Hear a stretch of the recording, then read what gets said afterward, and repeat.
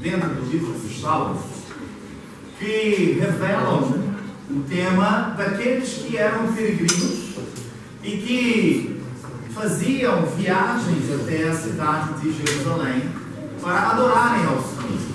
Alguns possuíam casas, muitos deles eram peregrinos, sem terra e sem lugar fixo. E eles todas as vezes faziam esta viagem até a cidade de Jerusalém. Esta coletânea faz parte de 15 salmos, conhecidos como salmos de romagem, cântico dos degraus, enfim, há muitas formas de o tratar. Eles eram usados naquela altura por todos aqueles que então faziam essas viagens até Jerusalém para servirem a Deus, para adorarem a Deus. E o Salmo 126, que é o salmo que dá tema ao mês de missões mundiais da nossa Convenção Batista, ele é de fato um dos salmos preferidos do povo de Deus. Ele fala da restauração, ele fala do perdão, ele relata a expressão da alegria do povo de Deus, que tem o privilégio de poder servir ao Senhor com todos os seus bens. Eu vou pedir que apague aqui essas luzes aqui, para não fazer reflexos. Só essa. Posso? Obrigado. Irmãos me bem. Então a palavra de Deus, ela nos convoca, meus irmãos, a vivermos alegres sempre. Ela não dá uma exortação, ela não faz uma recomendação. Ela ordena-nos que sejamos alegres sempre. Muitos textos da Bíblia chamam-nos a este ponto. Aquele que é mais incisivo é Filipenses, onde Paulo diz: regozijai-vos no Senhor. Outra vez vos digo, regozijai-vos. Outra tradução diz: alegrai-vos no Senhor. Acredito, meus irmãos, que isso é o grande desafio da igreja hoje ainda. Como podermos manter alegre? Como podemos nos manter a alegria contagiante, exalando na nossa vida e por meio da nossa vida? É um desafio. E por que eu digo que é um desafio? Porque pergunto-me diariamente, diante das circunstâncias da vida, como manter-me alegre, ou como este irmão pode manter-se alegre sempre diante de tantas dificuldades da vida, diante de tantas provações e sofrimentos na vida. Como manter-me alegre diante dos conflitos, diante dos sofrimentos, diante dos temores que muitas vezes tão perto nos vêm. Porém, existe a orientação das Escrituras divinas, que devemos nos alegrar sempre. Diante disso, Salmo 126, ele dá-nos orientações simples e profundas, direciona-nos a nossa mente, o nosso coração, as nossas emoções, para mantermos um padrão elevado de espiritualidade para com Deus. Que uma das características desta espiritualidade saudável e elevada, segundo Paulo, quando escreve aos Gálatas, capítulo 5, 22, diz que o fruto do Espírito é o amor e a alegria. Alegrai-vos sempre. Não sabemos quem escreveu o Salmo 126. Não sabemos qual a condição e a situação que o levou.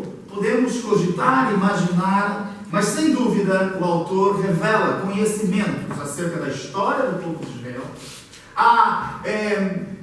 Revela-nos uma situação da vida que está a vivenciar e que isto tem gerado no seu coração questões para com Deus. A história do cativeiro da Babilônia será o contexto deste Salmo 126. Vamos ler todos juntos? Vou pedir. que possam projetar. Se puderem projetar na nova versão internacional, é melhor, na NVI. É possível? Não é possível. Salmo 126. Vamos ler todos juntos, meus irmãos, este salmo.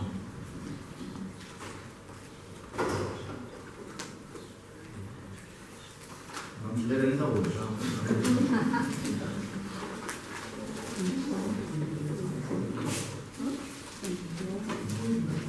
Vamos todos juntos? Quando o Senhor trouxe do cativeiro os que voltaram a Sião, estavam os bons que sonham.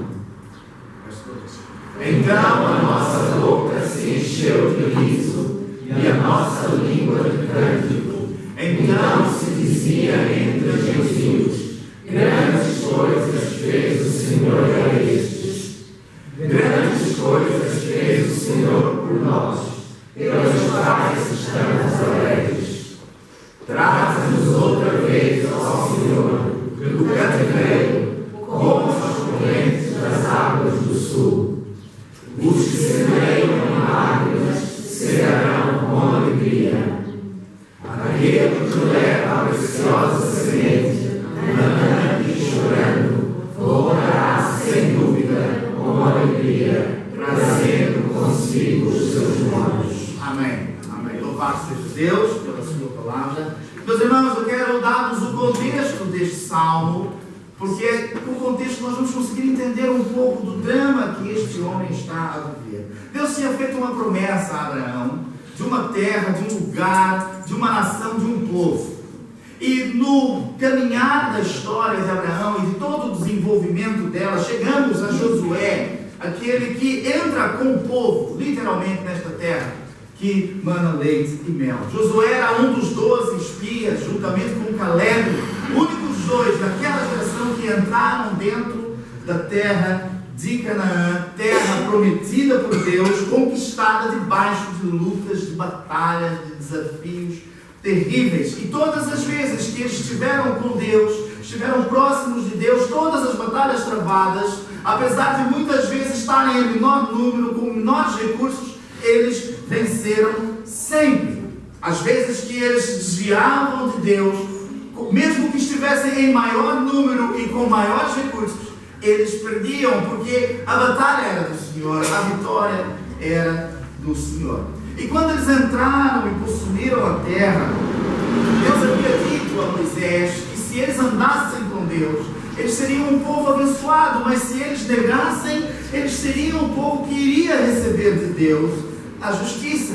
E pouco tempo depois, este povo esquece de Deus, começam a se casar, começam a celebrar casamentos mistos com outros povos que lá viviam e começam a adorar outros deuses que lá também viviam. Começaram-se a misturar em termos de moral, em termos de ética, em termos de valores da fé, espiritualidade, tudo ficou confuso. E neste tempo de confusão, que cada um entendia que podia fazer aquilo que bem lhe acontecia, Deus ia levantando juízes na terra para que pudesse trazer o povo de volta aos caminhos de Deus. E eles entram num ciclo perigoso de pecado, arrependimento, livramento, pecado, e assim vivem neste ciclo terrível, até que Deus levanta de facto reis para governar o seu povo, governar a terra, e um deles sem dúvida é Davi, aquele de maior expressão, não em termos de território, em termos de conquistas, porque o seu filho Salomão expande ainda mais, mas Davi é aquele homem que, segundo a Bíblia, era segundo o coração de Deus. E esses reis, eles começaram, muitos deles, a se tornarem idólatras. Houve batalhas internas ao ponto de o reino, ou o povo de Israel, dividir-se em dois reinos, ao norte de Israel, ao sul de Judá.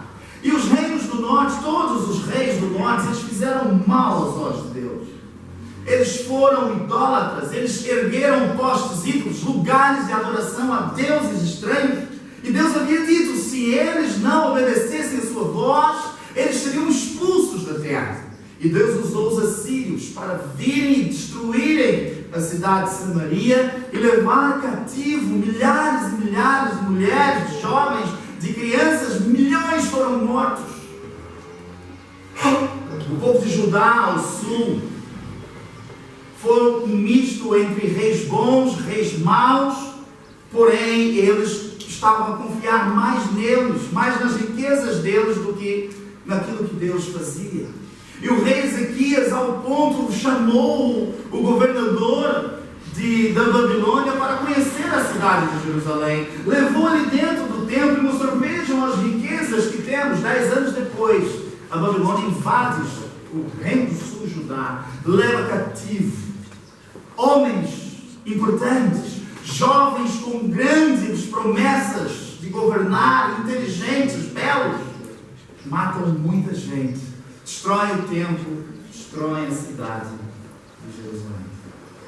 Durante 70 anos dura este cativeiro na Babilônia, até que Deus levanta um outro império, o Império Persa, e na pessoa de Ciro, ele conquistando todo o território babilônico e consequentemente todas as terras que os babilônios possuíam, inclusive a terra de Israel, Ciro envia de volta os povos conquistados. E foi uma viagem parcial, foi um envio parcial, e no primeiro 50.000 judeus saem da Babilônia, munidos de cartas, munidos de recursos para voltar à terra de Israel, para construir novamente uma nação. E este envio vai Zorobabel, vai Esdras, neste primeiro envio. 15 anos depois, vai Neemias com a missão de reconstruir os muros do templo, uma cidade, reconstruir corações, relacionamentos, restaurar a alegria deste povo. E de fato, meus irmãos, podemos imaginar tamanha alegria daquele povo quando recebeu a ordem de Ciro dizendo: podem voltar à vossa terra. Certamente que este retorno não teria sido fácil. Eles tiveram de trabalhar muito. Muitos preferiram ficar na Babilônia. Muitos quiseram lá ficar porque já tinham as suas vidas, já tinham os seus negócios. Preferiram lá ficar. Muitos voltaram. E para aqueles que voltaram, a vida era difícil. Muitos não tinham o que comer, o que vestir e nem onde viver, porque era uma terra e uma cidade, pedra sobre pedra. Mas Deus estava com eles. Deus era com eles e as coisas iam mudar pouco a pouco. Porém, com o progresso, com os muros reconstruídos, com o templo reconstruído, o povo chorando ainda: ai, como o nosso templo era perfeito, como era bom, mas o povo estava feliz e alegre. Mas havia muita coisa ainda para fazer no templo de Deus. Construíram as principais paredes, muita coisa ficou. Mas o progresso, a bem-aventurança desviou o foco e eles começaram a se preocupar mais com eles, com as suas casas, do que com o templo. Deus levanta o profeta Ageu, profeta Zacarias, profeta Malaquias para chamar a atenção deste povo do mal que eles estavam a fazer. Nós podemos imaginar a alegria daqueles que voltaram do cativeiro. O verso 1 do Salmo diz que quando o Senhor restaurou a sorte de Sião, eles ficaram como quem sonha. Certamente que as conversas lá na Babilônia, nas tendas, nas casernas que eles viviam, os pais que deveriam contar aos filhos que nasceram na Babilônia: olha, sabe, um dia a nossa vida não foi assim. Sabe, um dia a nossa vida foi uma vida alegre. Sabe, hoje que nós não conseguimos nem sequer cultuar a Deus, sabe, filho, nós tínhamos um lugar. Ele era esplêndido, ele era maravilhoso. Era um lugar onde o nosso povo ia adorar a Deus. E eles estavam lá na Babilônia a dizer: era como quem sonha. Mas agora, o sonho tornou-se realidade. O sonho se tornou realidade. Aquelas famílias agora estão de regresso à cidade de Jerusalém. E eles estão alegres, eles estão felizes. Veja só o verso 2, eles dizem: então a nossa boca se encheu de riso, de alegria, e a nossa língua de júbilo. Esta é a condição do povo que retorna do cativeiro babilônico. A alegria era imensa. Era um sonho que se transformava em realidade. Quantos sonhos tivemos E que quando eles se tornaram realidades, o que é que surge naturalmente em nós? Alegria, contagiamos, falamos com pessoas. Uma mãe ou um casal que quer ter filhos e não consegue, e quando Deus abençoa, ele não vai guardar, não vamos falar a ninguém, vamos guardar em segredo. Não, eles vão contar a todas as pessoas, porque aquilo contagia. É impossível reter a alegria de um coração alegre. Eles estavam alegres de tal maneira que eles não conseguiam conter as suas palavras. Eles disseram: a nossa boca, o nosso riso, a nossa língua, tudo exala alegria, nada nos pode conter. Naquela altura, não era somente o povo de Israel que estava em cativeiro agora pelos persas. Havia outros povos conquistados. Havia certamente mais pessoas de outros povos sob o domínio persa. Imagine este povo, que não era o povo de Israel.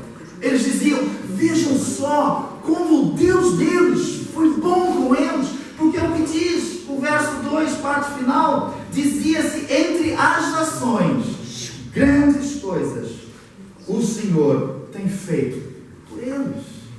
A alegria que o povo de Israel estava a viver contagiava o próprio povo de Israel, mas era testemunho daquilo que Deus estava a fazer. E as demais nações olhavam e diziam: vejam só. Se calhar um pai que estava ali, e o filho dizia: mas é verdade, pai. Ele dizia: filho, da mesma maneira que o Senhor livrou-os, eles também podem nos livrar. Era esse o testemunho da alegria que contagiava o povo de Deus. Quando lemos o livro de Atos dos Apóstolos, no início da igreja primitiva, vemos que eles se reuniam, há um refrão que se repete. Eles estavam juntos no partir do pão, na comunhão, na oração, e havia singeleza e alegria de espírito neles, ao ponto que as pessoas de fora diziam: eu quero fazer parte disto, eu quero sentir a mesma alegria que eles sentem, porque eles têm uma razão para isso. Dizia-se entre as nações: grandes coisas fez o Senhor por estes. Meus irmãos, eu sei que a vida não é fácil. E cada vez tem sido mais desafiador manter um coração puro, manter um espírito reto no mundo em que vivemos. Está cada vez mais difícil, porque nunca, acredito eu, que os valores da fé foram postos tão em causa como tem sido hoje, não só pela sociedade, mas pela própria igreja de Cristo. Nunca houve tantas situações terríveis dentro da igreja de Cristo. Um mau testemunho, vidas de facto que são terríveis aos olhos de Deus. É fato, temos que lutar, temos que renunciar, temos que vencer as batalhas. Os inimigos se levantam contra nós, e cada vez que nós estamos mais ligados a Deus, vencemos as batalhas. Temos isto de experiência própria, e acredito que aqui ninguém está isento disso. Todos nós tivemos momentos mais fortes, momentos menos fortes. E naqueles mais fortes, não importa o inimigo, não importa a sua força, não importa o tamanho, face à nossa incapacidade. Vencemos, porque vencemos na força do Senhor. A alegria do Senhor é a nossa força. A vitória já é nossa. A vitória é daqueles que pertencem a Deus, diz a palavra do Senhor, que em Cristo nós somos mais do que vencedores. E da mesma maneira que Deus livrou o povo de Israel do cativeiro, meu irmão, Deus nos livrou do maior cativeiro que nos aprisionava. Estávamos cativos, éramos escravos, tínhamos correntes que nos aprisionavam, tínhamos grilhões que nos prendiam. Eles todos caíram pela graça de Cristo. Louvado seja o Senhor. Eles caíram pela bondade de Deus. Deus nos libertou. Grandes coisas fez o Senhor por nós. Por isso estamos alegres. Será? Será, meu irmão? A tua vida exala esta alegria? Sabe, às vezes eu vou cumprimentar irmãos, eu vou sorrir, eu vou caminhar, eu vou já mudando.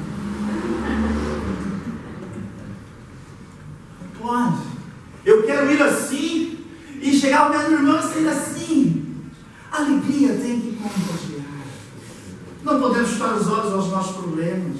Não podemos fechar os olhos às nossas lutas. Temos irmãos que eu nem sequer consigo imaginar as lutas e as batalhas que travam.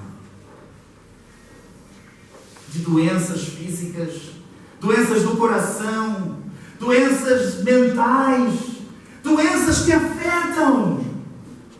Mas a palavra de Deus, eu prefiro acreditar na palavra de Deus do que aquilo que a medicina diz. A palavra de Deus diz que Deus levou sobre si todas as nossas enfermidades. O castigo que nos traz a paz, eu prefiro acreditar na Bíblia do que acreditar em pessoas que dizem, mas você está preso a isso. A palavra de Deus diz que o castigo que me traz a paz está sobre Ele. Pelas suas pisaduras eu fui sarado. A alegria do Senhor é a minha força. Grandes coisas fez o Senhor por nós, por isso estamos alegres. Meça a sua alegria fazendo a seguinte pergunta: o que a minha alegria faz na vida das pessoas ao lado? Meça. Ah, pastor, mas não é possível medir algumas coisas. É verdade, não é possível medir espiritualidade. Será? Olha para as pessoas ao lado e meças a tua espiritualidade. Ela é fruto do teu crescimento. Meça a alegria. Tu és aquele tipo de pessoa que quando entra no lugar as pessoas têm prazer de te ouvir, de estar contigo, de escutar as tuas histórias. Podes não falar muita coisa. Tu és aquele que chega no lugar e muda o ambiente. Isto é sinal de que a alegria de Deus tem exalado na tua vida. Este homem, nestes primeiros versículos, ele usa sempre os verbos no passado. Verso 1, quando o Senhor restaurou. Lá atrás. Nós éramos como quem sonha. Estávamos num estado de êxtase. Estávamos tão felizes. O nosso sonho se tornou realidade.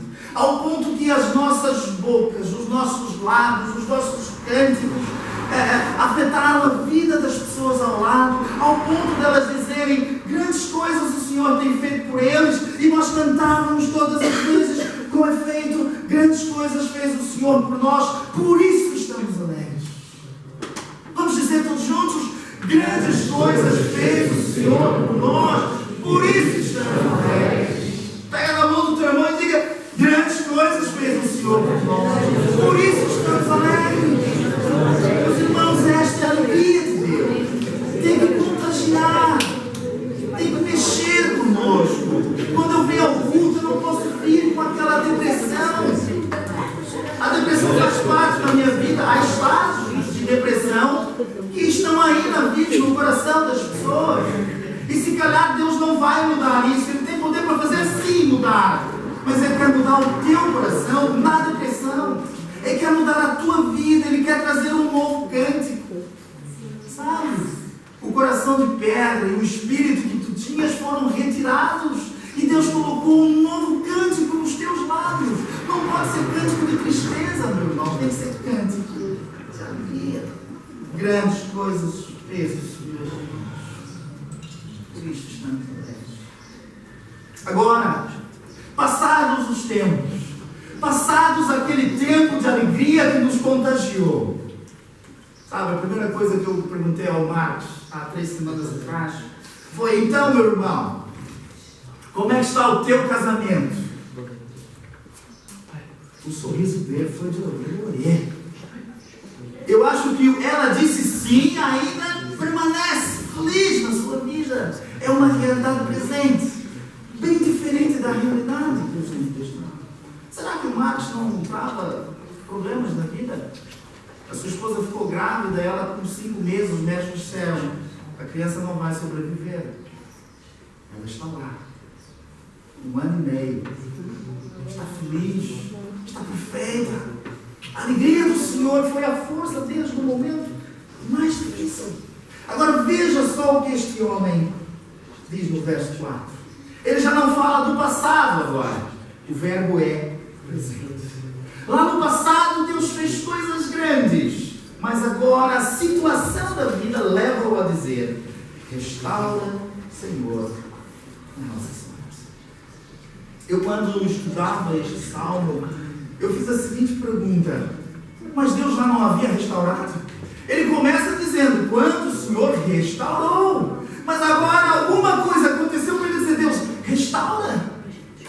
Restaura. As experiências do passado, elas tiveram importância no passado e elas só servem de alimento para o presente. Não dá para viver as glórias do passado, mas as glórias do passado são alimento no meu presente. Caleb e Josué entraram na terra prometida por quê? Porque de 12, 10 diziam: não vale a pena. Eles são grandes, eles são fortes, eles têm exércitos, eles são numerosos, não vamos conseguir. Caleb levantou e disse: nós vamos na força do Senhor. O Senhor é conosco, quem será contra nós? Deus estará conosco, Deus prometeu, avancemos. Eles são grandes, eles são poderosos, têm cidades fortificadas, mas Deus é maior e Ele está conosco. Como Caleb tinha esta consciência? Das experiências que ele viveu com Deus, na travessia do Mar Vermelho, na rocha de Horebe, no monte que fumegava, ouvindo a voz de Deus nos 10 mandamentos, no maná que descia do céu. Isto tudo foram grandes coisas que o Senhor fez por ele. E por isso ele entrou alegre. Toda aquela alegria na vida deste homem transformou-se numa memória. Aquilo que era um sonho, aquele riso e aquela alegria, aqueles cânticos de felicidade, agora foram tomados por um sentimento de impotência, de desvalorização. Se calhar não está nessa situação hoje. Se calhar a alegria faz parte do passado. E as circunstâncias da vida lhe trouxeram mágoas, desalentos no teu coração. Se calhar hoje você não encontra, olhando para a sua vida, para a atual condição que você está, você não encontra motivos para sentir alegre. E se calhar você, enquanto eu estou aqui a pregar, está a pensar: é fácil falar quando as coisas estão bem, mas olha para a minha vida, olha para as minhas dores, olha para a minha doença, olha para as situações, olha para a minha família. Isto tudo é um monte de coisa. E é verdade, irmãos, às vezes há vidas que têm o saco cheio, desculpe uma expressão, de dificuldades. E eu digo: olha para isso, olha para aquilo, para um pouco e diga assim agora para essas coisas: olha para Deus. Olha para Deus. O rei Josafá viu o seu povo todo de caminho até o seu trono, tremendo, dizendo: rei, por favor. O povo se levantou, os inimigos se levantaram, juntaram amonitas, midianitas e os itas, todos vieram contra nós. Os jebuseus, os amorreus, os eus, todos vieram contra nós. Todos estão aí, nós vamos perder. E Josafá se levanta e diz assim: não sei o que fazer. É isso. O povo esperava: bom, ele vai levantar agora, ele vai dizer alguma coisa. Ele levanta e diz assim: não sei o que fazer. Porém, os nossos olhos estão postos no Senhor. Quando não sabemos o que fazer, coloca os teus olhos no Senhor. O meu poder se aperfeiçoa na tua fraqueza. Este homem ensina-nos o cuidado de que temos que alimentar as nossas experiências do passado para fortalecermos hoje. Ele não estava a fazer isso, mas ele nos ensina algo muito importante: que no momento do desespero, no momento do abandono, ora, fala com Deus, abre o teu coração. Você pode dizer: ah, mas Deus não precisa, Deus sabe. A Bíblia diz que Deus sabe até aquilo que eu não sei. Antes mesmo de eu pedir, Ele já sabe. E Ele é infinitamente poderoso para fazer muito mais de tudo aquilo que pedimos ou pensamos. Então Deus não precisa saber. É verdade, Ele sabe todas as coisas, mas Ele precisa que tu reconheças que a solução do teu problema é Ele. Não somente o poder dele, não somente mudar a situação, mas é Ele. O apóstolo Paulo, preso em Roma, escreve a carta aos Filipenses. Preso! Sendo maltratado numa masmorra, esquecido pelos seus amigos. A igreja de Filipos era a única igreja que estava orando e até amparando Paulo, levando membros para na prisão sustentar